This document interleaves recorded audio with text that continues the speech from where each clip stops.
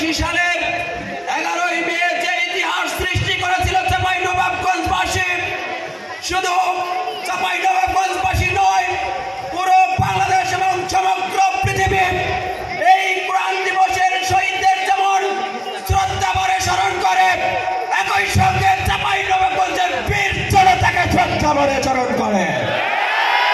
সংগ্রামী উপস্থিতি, আমরা তথ্যহীনভাবে বলতে চাই, স্বৈরাচার এরশাদের প্রশাসনের নির্দেশে যে গুলি চালানো হয়েছে, আজ পর্যন্ত সেই খুনিদের বিচার করা হয় নাই।